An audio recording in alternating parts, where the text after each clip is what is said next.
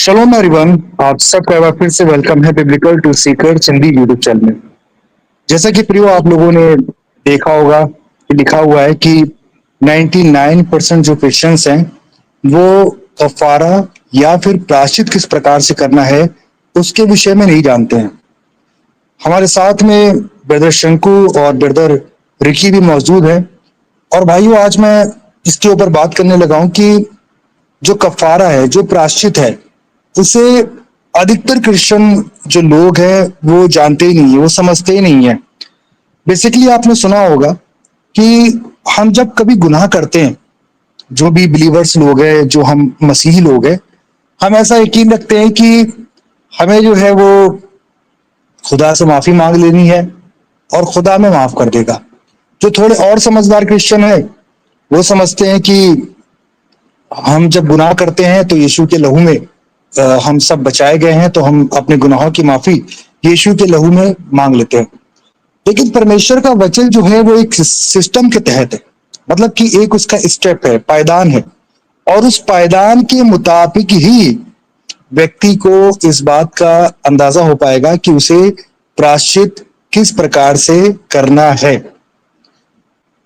जैसा कि मैं आप लोगों को बताना चाहता हूं कि प्रायश्चित करने के लिए जो तोरा में, व्यवस्था में जो तरीका बताया गया है उसको हम देखेंगे, क्योंकि जो बेसिक है, जो पापों की माफी का कह सकते हैं कि खुदा ने जो निजाम रखा है, जो तरीका रखा है, वो तोरा में रखा है, मतलब कि व्यवस्था में रखा है। व्यवस्था से हमें पता चलता है कि मसीह का बलिदान क्यों जरूरी था, क्यों लहू जरूरी था और माफी क्यों जरूरी थी। ये सारी चीजें जो हैं ये व्यवस्था से रिलेटेड है। तो आप लोग इसके विषय में क्या समझते हैं, मैं एक एक करके आप लोगों से पूछना चाहूंगा। जैसे कि रिकी भाई, आप क्या समझते हैं कि प्रायश्चित किस प्रकार से करना चाहिए? शालोम भैया। Salom Salom. तो भैया जैसे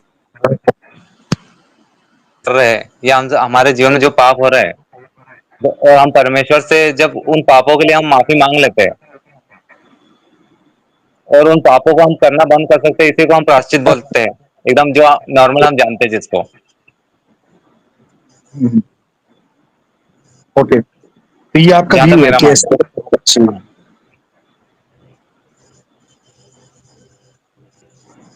ठीक। टंकू भाई, आपका क्या है, मतलब आप कैसे समझते हैं प्रायश्चित किस प्रकार से करना चाहिए? जी, शालोम भाई।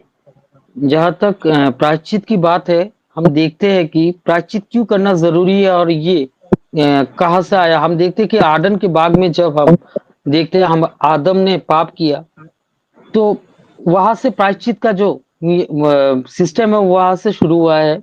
और हम देखते हैं कि इंसानों को परमेश्वर के नज़दीक लाने के लिए और शुद्धिकरण के लिए प्रायश्चित भी एक ज़रिया बनाया है परमेश्वर ने, कि लोग अपने पापों को जो आदम से विरासत में मिली है उसका अंगीकार करें, उनको छोड़े और खुद को शुद्ध करके परमेश्वर के पास आए। उसके लिए रिपेंटेंस और यानी कि प्रायश्चित का जो कॉन्सेप्ट है उनको परमेश्वर ने हम इंसानों के बीच में रखा है।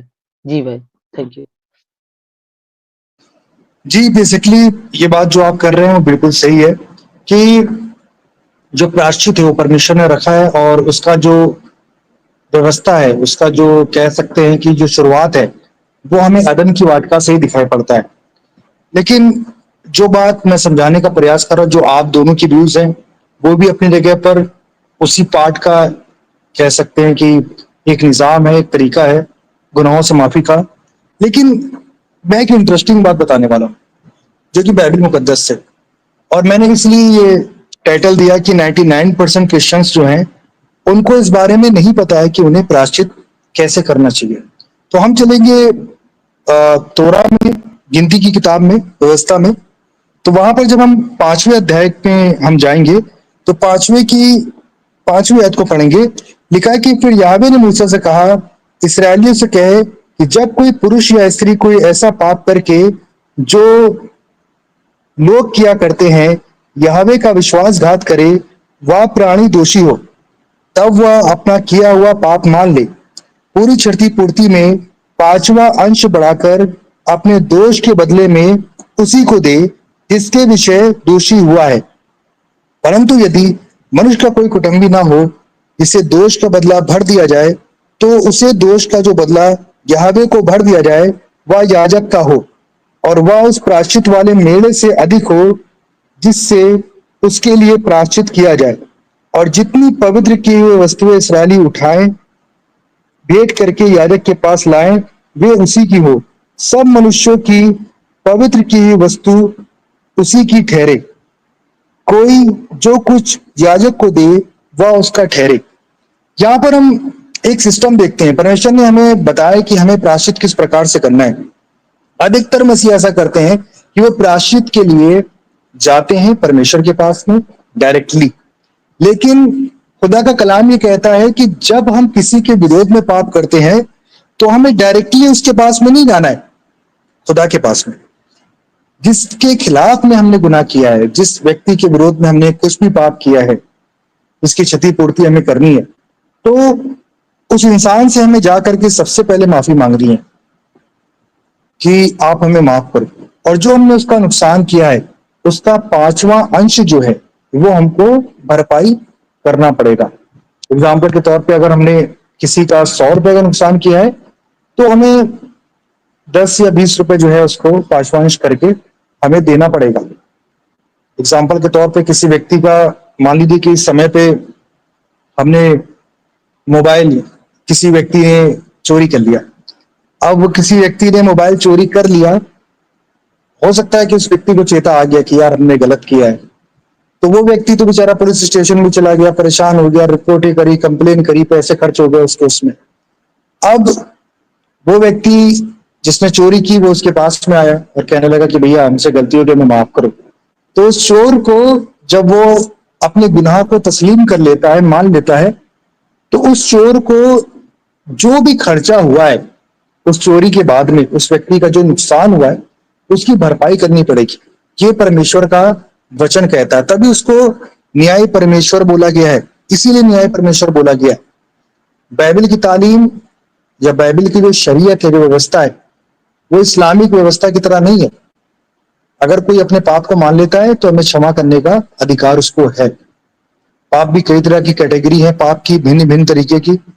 तो कहने का तात्पर्य यह है कि जब कलाम में हम देखते हैं तो सबसे पहले हमें उस इंसान से माफी मांगनी है जिसके खिलाफ में हमने गुनाह किया है, फिर उसकी भरपाई हमें करनी है, फिर उसके बाद में हमें लहू के द्वारा, पुराने नियम में हम देखते हैं लहू के द्वारा परमेश्वर के पास में माफी मांगने के लिए जाना है। ये कुछ चंद स्टेप है जिसको मैं बता रहा हूं। और मोस्टली क्रिश्चियन क्या करते हैं कि जब वो कोई गुनाह करते हैं तो वो जा करके खुदा से बोलते हैं कि हमें माफ कर दे, जबकि कलाम में खुदा ये बोलता है कि सबसे पहले जिसके खिलाफ में आपने गुनाह किया है उससे आप माफी मांगो। उससे आप माफी मांगोगे तब मेरे पास आकर के माफी कबूल होगी तुम्हारी, उससे पहले माफी कबूल नहीं होगी। तो ये तरीका है खुदा का। और अधिकतर क्रिश्चियन जो है, 99% क्रिश्चियन ऐसा विश्वास करते हैं कि उन्होंने जिसके खिलाफ में गुनाह किया है उससे माफी मांगे ना मांगे, लेकिन खुदा से माफी मांग लेते हैं। लेकिन खुदा ये कहता है कि नहीं, जिसके खिलाफ में तो पहले तुमने जो गुनाह किया है ना उसके पास जाओ, उससे माफी मांगो। जब तुम उससे माफी मांग लोगे उसके बाद में मेरे पास में आना। और खुदा के पास जाने के लिए गुनाहगार के लिए व्यवस्था में या तोरा में ये नियम था कि वो लहू के द्वारा परमेश्वर के तंबू में प्रवेश करने पाए या फिर परमेश्वर से माफी को मांगने पाए। उसके लिए लहू की आवश्यकता पड़ती थी। जैसा कि हम देख सकते हैं गिनती की किताब 5 अध्याय में इसके विषय में लिखा हुआ है। तो ये 3-4 स्टेप हैं जिसको फॉलो करना है, तब जाकर के पूरी मुकम्मल फांसी है। इसलिए नए नियम में खून के ऊपर बहुत तरजीह दी गई है। बोला गया कि तुम गुनहगार थे लेकिन मसीह के लहू के द्वारा आप करीब आ गए हो, क्योंकि लहू है जो कि मनुष्य को, जो कि पापी है, उसको परमेश्वर के पास ले जा सकता है। लेकिन सबसे पहले अपने गुनाहों का इकरार कर लेना है। मैं कुछ चंद और एग्जांपल देना चाहूंगा। जैसे कि हम देखते हैं जकई का किस्सा जो है, जो जकई था उसने अपने पापों को मान लिया और वचन में लिखा हुआ है, उसने बोला कि जो कुछ भी मैंने लिया है ना लोगों से उसका मैं लौटा दूंगा, उनको वापस कर दूंगा। मतलब कि जो परमेश्वर ने नियम ठहराया था जकई ने सेम वैसा ही किया था। इसके मायने ये है कि जो जकई ने प्रायश्चित किया था वो व्यवस्था के अनुसार किया था, जहां पर जिसके विरोध में उन्होंने गुनाह किया था उसको सबसे पहले उन्होंने कहा कि मैं जा करके वापस कर दूंगा, क्योंकि जकई जो था वो अ, ब्याज लेने वाला व्यक्ति था। मैं सही हूं ना? ब्याज लेता था, ऐसे ही था जी ना वही उसका? था। हाँ। ब्याज नहीं था? हम्म। ठीक। तो वो ब्याज लेता था, तो उसने बोला कि जितना भी मैंने गलत तरीके से लिया है तो फिर मैं उसको वापस कर दूंगा। और तब मसीह ने बोला कि ये ट्रू प्रायश्चित है, ये सच्चा प्रायश्चित है। और उसको अब्राहम की संतान बोला। वचन में स्पष्ट रीति से लिखा हुआ। एक आयत और भी है जिसकी ओर मैं आप लोगों का ध्यान ले जाना चाहूंगा। अभी मैं जो हम सब अभी इसको लाइव कर रहे हैं, मैं इसको एडिट करके भी डालूंगा अपने चैनल पे। आपने देखा होगा कि मत्ती रचित सुसमाचार में लिखा हुआ है कि प्रभु मसीह ने बोला कि अगर तेरे भाई के विरोध में तेरे अंदर कोई बैर भाव है और तू परमेश्वर के मंदिर में भेंट चढ़ाने को जा रहा है, तो पहले सुलह कर ले। पहले जो है उसके साथ में सुलह कर ले, तभी तेरी भेंट जो है वो कबूल होगी। ये टोटली तोरा या व्यवस्था के अनुसार है, क्योंकि व्यवस्था के अनुसार जब तक आप उस व्यक्ति से जिसके विरोध में आपका बैर भाव है या झगड़ा है, फसाद है, या फिर जिससे आपने कुछ ऐसा गुनाह किया है, आप डायरेक्ट खुदा के पास में जा रहे हो उसके भेंट चढ़ाने के लिए, उसको प्रसन्न करने के लिए, वो काम नहीं करेगा। काम ये करेगा कि जिसके विरोध में अगर अपने भाइयों के खिलाफ में कोई चीज हो गई है तो उस पर जाकर के माफी मांग लेना और बैर भाव को खत्म करना है। तब जाकर के परमेश्वर के मंदिर में भेंट जो है स्वीकार होगी।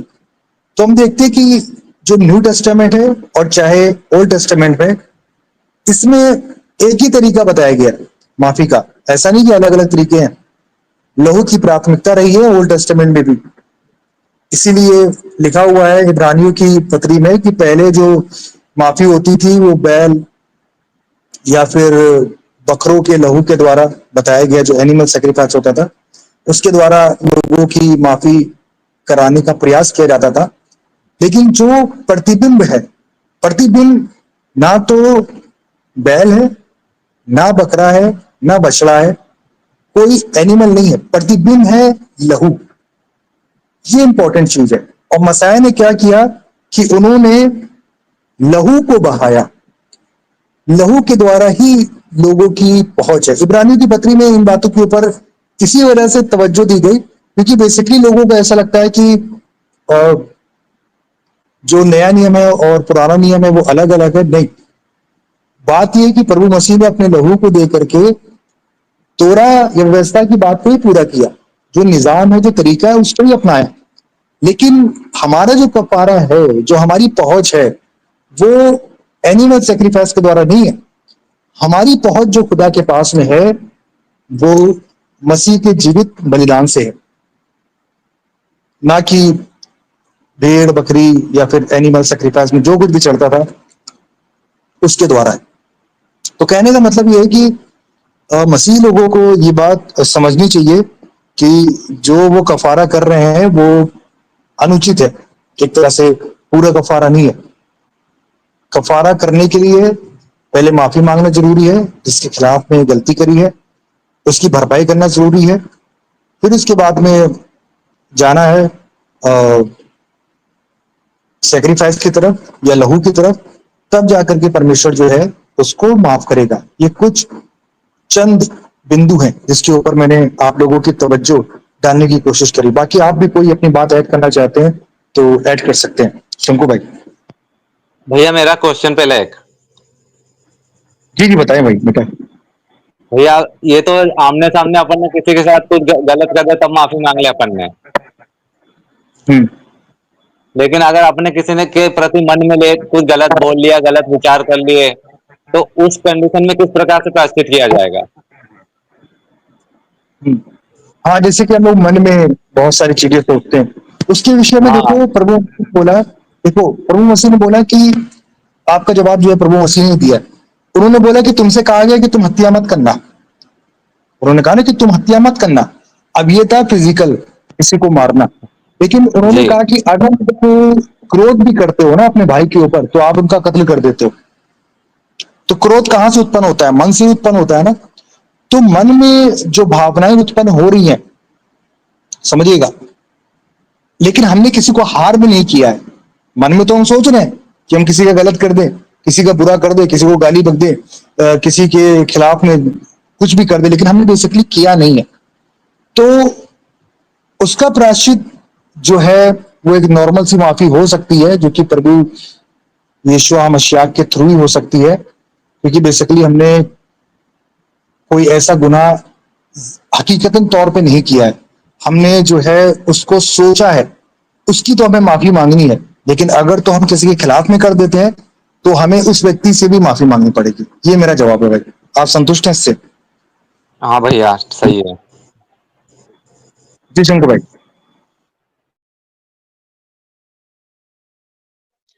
जी भाई जी, आपने सही कहा कि सबसे पहले परमेश्वर ने ये हम ओल्ड टेस्टामेंट से देखते आए हैं कि परमेश्वर पहले अपने भाइयों के बीच जो भी अनबन होती है उसका सुलह पहले कराना चाहिए। कोई करवाहट लेके नहीं परमेश्वर के पास भेंट लेके नहीं जा सकता, या परमेश्वर भेंट स्वीकार कर ही नहीं सकता, क्योंकि परमेश्वर के लिए सभी बराबर है, ऑल आर इक्वल है।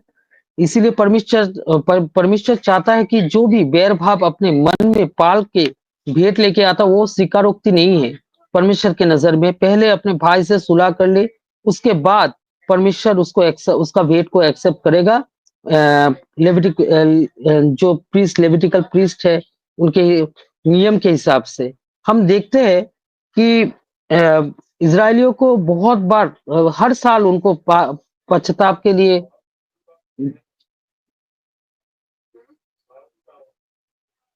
बलिदान चढ़ाना पड़ता है। मेरी आवाज आ रही है भाई? थोड़ी सी वॉइस आपकी ब्रेक हुई थी पर अभी आ रही है। जी जी जी जी, हम देखते हैं कि पहले के नियम में, पुराने नियम में हम देखते थे हर साल इस्राएलियों को बलिदान चढ़ाना पड़ता था। लेकिन परमेश्वर इतना महान है कि परमेश्वर अपने पुत्र के लहू के जरिए हमें एक बार में छुटकारा प्राप्त दिया, और पुत्र ने सबसे बड़ा काम हमारे लिए किया है, वो है पवित्र आत्मा को हेल्पर के कॉम्फर्टर के हिसाब से हमें प्रदान करना। जहां पर भी हमारी भूल चूक होती है या हम अस्वस्थ पड़ जाते हैं तो पवित्र आत्मा तब काम करती है। वो हमारा सहायक है, हेल्पर है। यीशु मसीह ने जैसे यूहन्ना 16 अध्याय अम, यीशु मसीह ने जैसे यूहन्ना 16 अध्याय 7 में कहा, फिर भी मैं तुमसे सच कहता हूं कि मेरा जाना तुम्हारे लिए अच्छा है, क्योंकि यदि मैं ना जाऊं तो वो सहायक तुम्हारे पास ना आएगा, परंतु यदि मैं जाऊं तो वो उसे तुम्हारे पास भेज देगा। यीशु मसीह ने बहुत बड़ी बात कही इसमें। यीशु मसीह ने बहुत बड़ी बात कही इसमें कि मुझे जाना निश्चय है, तभी वो सहायक आएगा, यानी सच्चाई की पवित्र आत्मा। तो हम देखते हैं कि पवित्र आत्मा हमें वो महसूस कराती है जिस जगह पे हम रॉन्ग होते हैं। अगर हम बाइबलिकली वे में चलते हैं या जाने अनजाने में हमसे गलती हो जाती है, हम हमारे दिमाग में भी कुछ गलत ख्यालात आ जाते हैं, तो पवित्र आत्मा हमें रिवील कराती है कि तुमने ये चीज गलत किया है, तुम पश्चाताप करो। तो ये चीज महान परमेश्वर का अद्भुत कार्य को हम देख सकते हैं कि कैसे कफारा को हमारे जीवन में रखा है परमेश्वर ने। उसके लिए धन्यवाद देते हैं परमेश्वर पिता को। जी भाई। थैंक यू भाई ऐड करने के लिए। और बिल्कुल पवित्र आत्मा जो है, आप देखोगे कि प्रभु मसीह ने बोला कि वो सहायक जब आएगा तो तुम्हें मेरी बातों में से लेकर के बताएगा। तो प्रभु मसीह जो है वो परमेश्वर का वचन है, तो उनकी बातों में से लेकर के ही बताएगा। और पवित्र आत्मा जो है वो हेल्पर है। हेल्पर इस प्रकार से भी है कि हमें दुआएं कैसे करनी है ये भी हमें सिखाएगा। पवित्र आत्मा जो है हमारे आत्मबोध को, मतलब कि जो हमारी आत्मिकता है उसको और किस प्रकार से उसमें उन्नति करनी है उसको भी हमें सिखाएगा और बताएगा। तो जो रोल है रूहा का दोष का, जो पवित्र आत्मा का, बेसिकली हम निर्बल लोग जो हैं, हम कमजोर लोग हैं, हमको स्टैंड अप करने के लिए परमेश्वर ने रखा हुआ है। जैसा कि भाई ने, आपने शंकु भाई बोला इस बात को कि कितना महान परमेश्वर है, तो सच में वो महान परमेश्वर है जिसने हमें, मतलब कि कमजोरों के लिए बहुत सी सहूलियत दी है, बहुत अच्छी तरह से वो संभालना में जानता है। लेकिन हम इंसान जो है वो संभालना नहीं चाहते।